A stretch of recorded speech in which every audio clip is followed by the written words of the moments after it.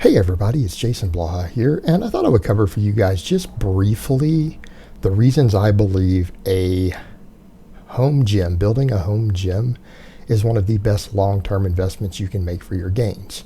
And what I want people to grasp here is that a lot of this has to do with motivation, and it has to do with time management more than anything else. Now, we could argue about the financial costs quite a bit, and people need to remember the home gym market has become competitive, and not everyone needs to have $2,000 worth of rogue plates like I have in my home gym in order to make this happen. And a lot of people need to realize, look at what I've done for space as far as what I have available. You could peak for competitive events in the space that I have and the equipment I have tucked into half of one of the bedrooms in my place. Half of one of the bedrooms. Only thing I've had to move out of here was a dresser to make space. So it actually is a lot easier than you think in terms of space, and people need to understand that. Gyms have come a long way, racks have come a long way. They're far more cost effective than they used to be, and even decent plates are cheaper than they used to be. And when people used to have this idea that you had to have a garage for this, and even I was stuck in that idea. But more and more people have learned you can do these things inside your home too. And in fact, you can probably make the space. It's a matter of, are you willing to make the space? Do you really need to use the space that you're using for what you're using it for? Is that conducive to your overall goals in life?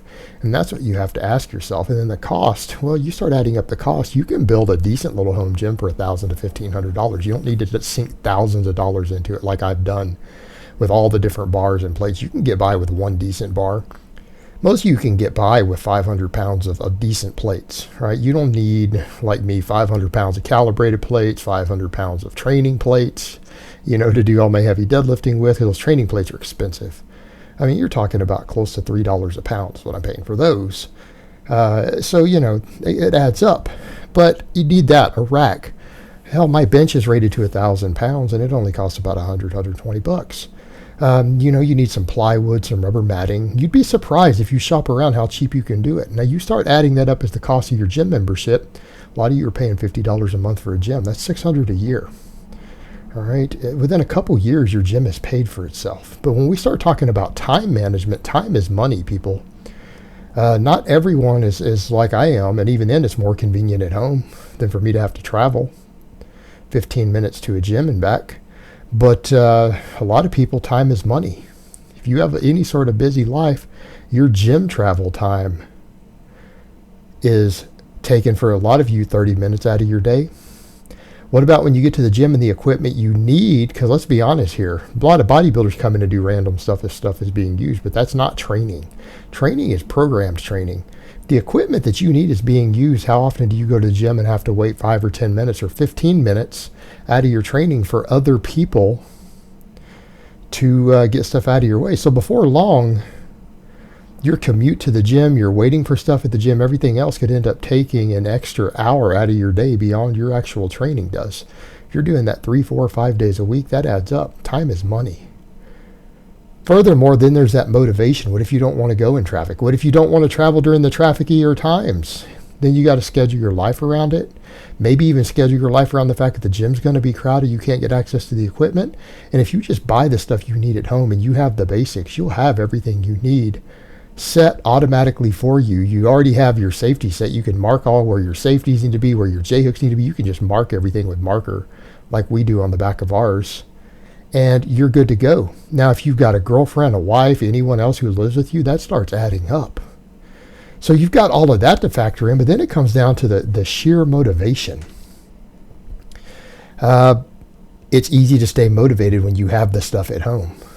Now, a lot of people will say, well, what about accountability?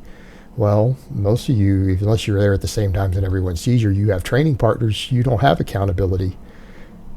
How many times, if you were to build a really good gym at home, can you find a buddy who wants to train, and then you've got a training partner who wants to come train with you, who, man, they would love to save on gym membership. They would love to be able to get in and have access to the squat rack every time they want. How much more motivating will that be? So if you want to talk about a social environment and needing the social motivation, you can have a workout buddy come to your home. You guys have 3 workouts together a week. right? That can be done. Then you have the social aspect, then you have that accountability aspect. Then with modern social media, hell, you can upload every workout to the internet. You might even eventually get 1 or 2 or 3 people who follow you who are going to keep you accountable, right? Now, I've got a lot of people, thousands of people who follow mine, obviously, because I get, 3, 4, 5,000 views on average for each workout video. Some of them hit 20 or 30,000. So there are people who follow mine, but you can still get the same thing in a smaller group. And if you have just one person watching you online, because it's easy to vlog this stuff these days, your accountability is there. What if you want to show off at the gym? You're an exhibitionist, because I am. Well, you can do the same thing with an internet audience. You don't need a gym environment for that. And like I said, for the social environment, get your girlfriend, your wife, boyfriend train with you. Maybe a family member. There you go. There's some socializing. Socializing that matters. Socializing that matters. Or a workout buddy. So all that's covered. But the main thing is that you've got the equipment that you need for your specific training available to you at all times on your schedule, convenient for you before work, after work, whenever. On the weekends when you're at home, it's right there, ready to go. You're going to be more consistent. Then you've got that other factor, the stupidity in gyms, the low standards in gyms. Most people do not train at a serious gym. Most people don't even have access to a serious gym. Now, if you go to a hardcore gym, you're going to get strong. You're going to get results real quick. But when you go to commercial gyms, look how weak people are. Look how much stupid stuff they do. I made a video earlier today talking about a 500 deadlift isn't that difficult of a goal. It's not a strength specialization. How many people chimed in? Well, how often do you see someone doing that at commercial gyms? That's right. They're like, at commercial gyms, you rarely even see anyone squatting 315 to depth. That's right. Because people who go to commercial gyms, the majority of people who go to commercial gyms, big box gyms, are lazy and they don't know how to train. Now, if you surround yourself with people who are lazy and who don't know how to train, what does that do for your motivation? Like, I made a video about that, about seeing weak people, when it caught a lot of flack. People are like, oh my God, how can you say that, seeing all those people around you? Because as someone who has competed in strength sports, who knows a little bit about biomechanics, it actually literally disgusts me to watch the stupidity you see when you go to a crowded time at a gym. How often have many of you guys gone and just because of the people in there who don't know what they're doing, you picked up bad habits? Or you developed low strength standards, exactly like I said. You go to a commercial gym, guy who can squat 275 to parallel is reasonably impressive. Do you guys understand that for anybody on a decent training program who doesn't know that's supposed to be impressive, they'll blow that out of the water? In other words, if you were to go to an actual strength gym, I don't care whether it's a powerlifting gym, an Olympic lifting gym, hell, a starting strength gym, do you realize that everybody in that gym exceeds that in their first year of training unless they're a female? Everybody. You'll go to those gyms and 500-pound squats are common. 600-pound deadlifts are pretty common. What's the difference? The training environment. You can avoid the negative training environment you see with the low standards and the bad habits and having to watch people just do stupid stuff. Like, how often do you go to a commercial gym and you see people hopping around playing leapfrog and grab ass and then curling in your squat rack and, watch people do things that are going to hurt them, and you try to help them sometimes you do, sometimes you don't. It's frustrating. It can be draining. You create the environment that you want in your home gym. Then the same thing comes in. What about relationships? It's a lot easier to train with your significant other in a home gym. When you talk about, again, saving money on gym memberships, what about getting people motivated?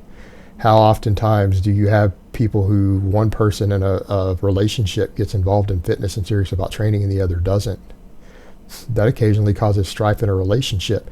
And you want to know what will help bring a couple together? Doing something self-improving together that is making you both healthier, fitter, extending your life, possibly making both of you look sexier. And instead of the jealousy that creates, right? Man, you're over at the gym working out and all these other people in shape with you. Instead, you're both getting in shape together. You're both getting sexier together as something you do as a couple in your own home. All right, that's relationship building. That helps solidify a relationship. And I don't care what you guys view, or every one of you guys, even you guys here, the men going your own way thing or whatever, you know good and well you would love to actually settle in with a permanent partner who shares some of your passions in life and wants to work out with you and get in shape together with you. Don't act like you guys wouldn't go for that. You would. And the same thing for girls. Girls, you want to get in shape, get your man in shape too, together with you, training together at home. All right, that's a relationship building thing. And that creates a whole new social dynamic as well. So just something to consider there. There's a lot of benefits to this. But ultimately, when it comes down to motivation and time management, access to the equipment that you know you really need, a home gym is the single most valuable investment you can make. And you can find a way to pay for it. You can find a place to put it if you prioritize a little bit. It's just my take on it. All right, guys, but that's really all I have to say on that today. I hope it's been informative, and I will talk to you guys next time.